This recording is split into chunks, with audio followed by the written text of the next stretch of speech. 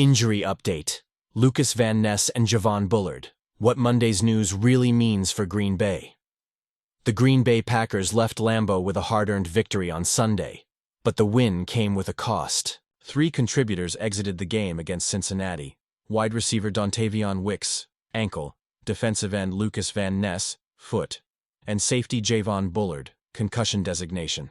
On Monday, head coach Matt LaFleur offered clarity on 2 of those cases, tempering concern in one instance and easing it in another, while one key question remains unanswered. Lucas Van Ness. Significant scare. Cautious relief. Van Ness's situation initially felt like the headline nobody wanted. After a high-impact sack of Joe Flacco, he was carted from the sideline. Never a reassuring sight. LaFleur confirmed there's no fracture, and the MRI on Monday ruled out major structural damage. The coach's phrasing was measured. "We definitely avoided something serious, but how long he'll be out remains to be seen." Translation for fans.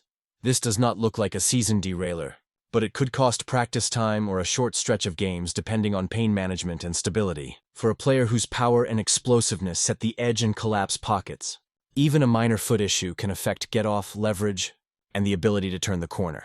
What it means for the rotation. If Van Ness is limited, the staff may have to tweak snap distribution and lean on packages that emphasize interior pressure and simulated blitz looks to manufacture heat without overexposing the edge group.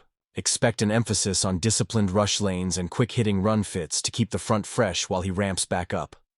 What to watch. Practice participation, DNP, LP, FP progression.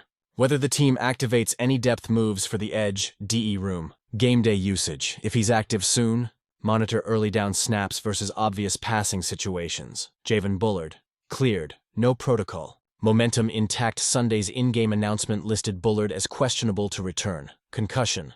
Alarming given his earlier season history. By Monday, LaFleur struck a far more encouraging tone.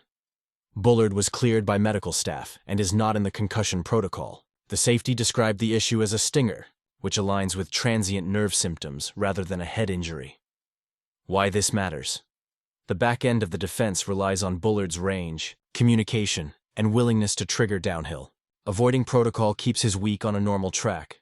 No mandatory multi-step return to play that would compress film time or limit reps. It also preserves continuity in a secondary that's been adjusting on the fly.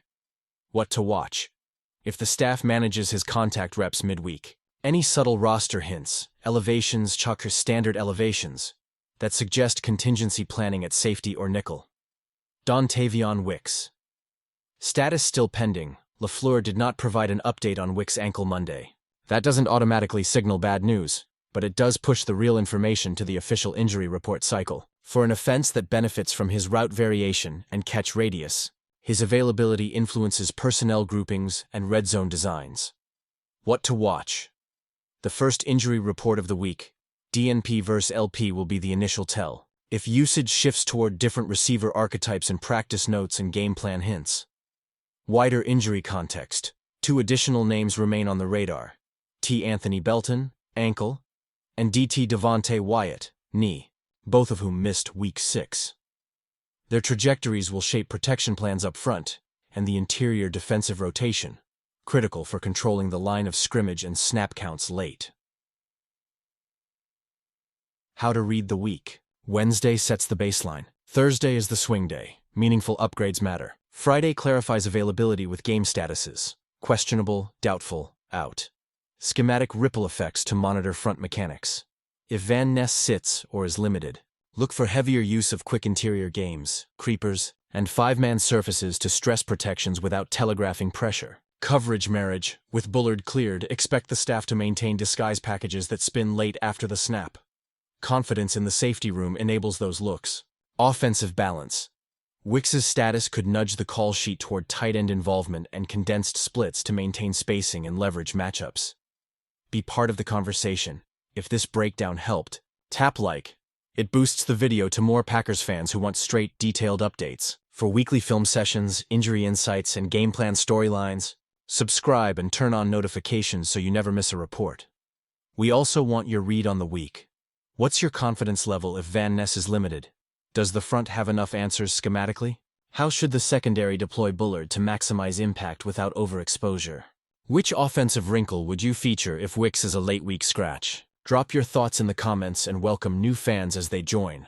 This channel grows because you make it a smarter, more supportive community.